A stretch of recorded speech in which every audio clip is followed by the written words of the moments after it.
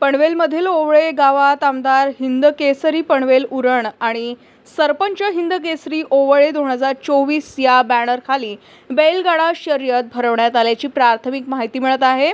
यामध्ये 2 गटात अटीतटीची शर्यत झाली। एका गटाने शर्यत जिंकल्याने गुलाल उधळलाय। याच गोष्टीचा राग मनात धरून दोन्ही समर्थकांमध्ये मोठा राडा झाल्याचं प्राथमिक वृत्त हाती येत आहे। यावेळी जोरदार दगडफेक करण्यात आली। या धूमचक्रीची व्हिडिओ आता समोर आलेली आहे।